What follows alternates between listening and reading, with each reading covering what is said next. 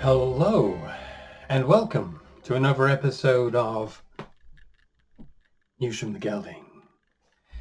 Okay, so today I was going to be doing my Christmas special talking about my favorite fantasy films, but I've run into some problems with the processing of the clips I was going to show you, so I'm going to do that in a few days' time and release it then.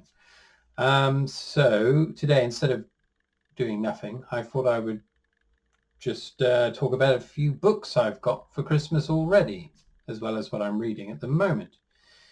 So in my family, I've got 5 other siblings.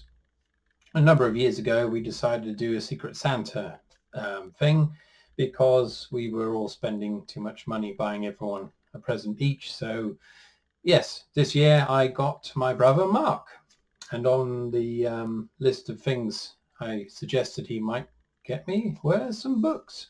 So he's got me a couple of those and another one of his own, two of his own choosing, which were very good choices indeed. Okay, first of all though, I'm going to talk about briefly what I'm reading at the moment, which I got at a charity shop in Sidmouth, which is a small town on the coast south of Devon.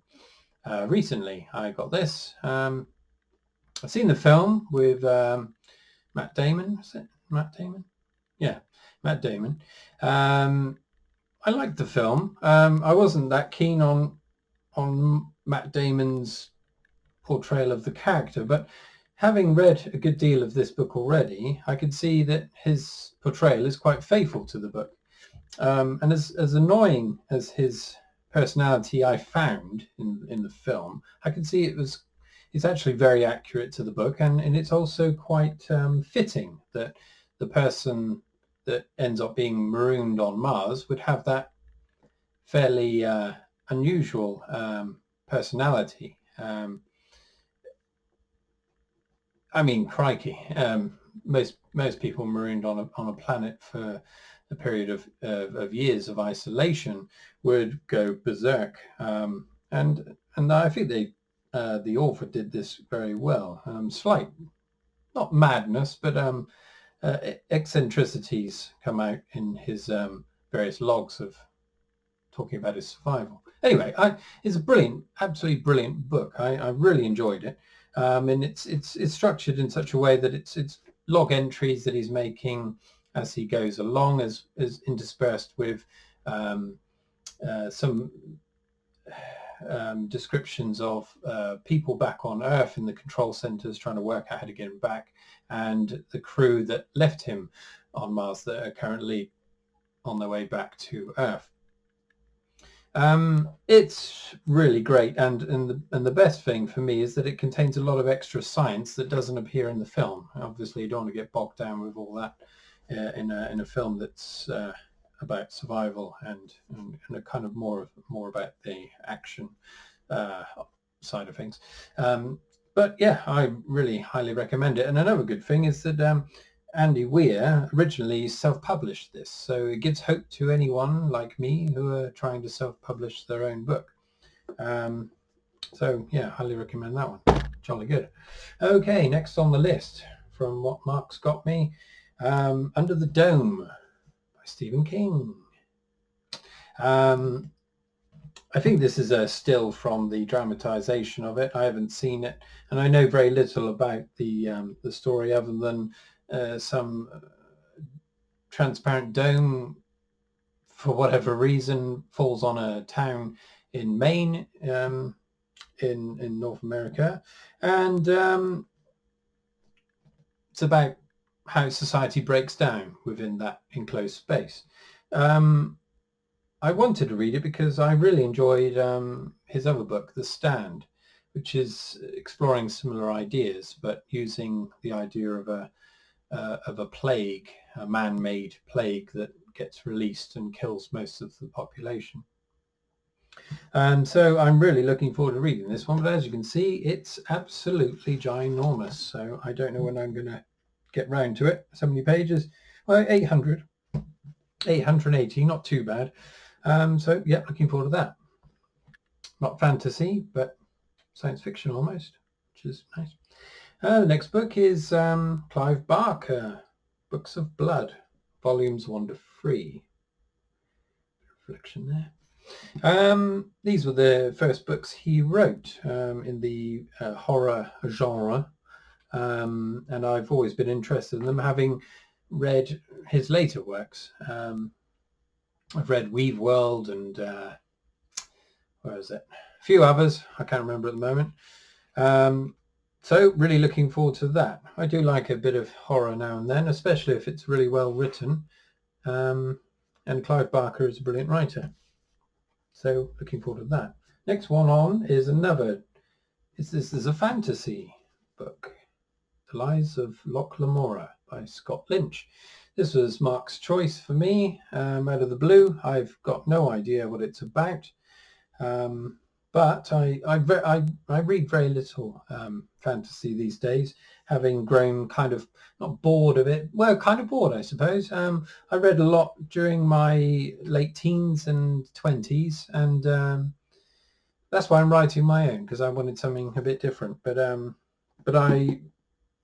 really looking forward to trying something new, something a bit different.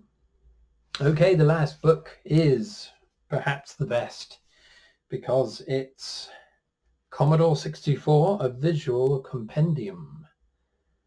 I don't know if everyone will know what the Commodore 64 is or was, but it was a home computer released during the 1980s by Commodore. 8-bit, and we had one as a family growing up. My dad got us one, second-hand one, which stank of stale smoke, nicotine, for years after. It always sticks in my mind, but we absolutely loved it. Never played a video game before, and we were instantly hooked, and our lifelong fascination with video gaming was begun. This is really a wonderful book because each page features a different game, and they have full page spreads showing the graphics, and as you can see, it's very basic, but the games were incredible. There's Whizball, lovely game, and so I still play these games now using an emulator. That's all mostly. Well, that's all I play now. I just love the old games. They tended to be quite simple, often, not always, but deceptively difficult. There's no hand-holding with these games. Some of them were next to impossible, and you just had to really go for it to try and beat them. Didn't always succeed, but when you did, or when I did, or when anyone does, it's quite an achievement, and generally a wonderful experience. So I'm going to go through these. I know probably 2/3 of the games within here, because we're really into it at the time, but there's lots that I haven't heard of, and I'm going to seek them out on my emulator and play them. I have been considering possibly doing another channel where I play these old games. So if you're interested in that, I may start another channel, but probably won't. But you never know. Okay, right. I'll leave it there. I'll post up the other video hopefully before Christmas Day. That's the plan. Okay. Right. I better go. Last day of work today. Lovely. It's been a hellish week, I must say. The weather has been chronic. Terrible rain, flooding as well in parts, which makes for quite a dangerous journey. All the more nerve-wracking when you're driving children as well. So luckily everything's gone to plan, but I'm just looking forward to the end of this week and having a bit of a break, because it's quite taxing, I think, the responsibility of it. Anyway, there we are. What else? Is there anything else? Still working on my second book, up to 70,000 words now, and it's going quite well. I had a bit of a problem last week where I suddenly realised the story could go in a slightly different way, and only a subtly different way, but in so doing it meant it changed things down the line, which I've had to therefore alter about 3 chapters that I'd previously written.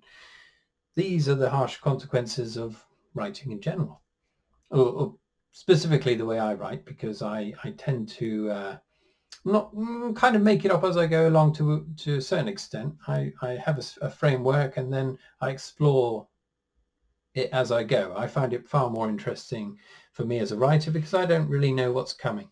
But when something else crops up that I didn't intend, it means I've got lots of rewriting to do. But anyway, that's the way I do it. See, it should be ready for release in March next year. So yeah, fingers crossed. Right, I'm going to leave it there. I'll see you in a few days with this fantasy thing, if I can solve the problem that I've encountered. Anyway, jolly good. See you all then. Cheerio.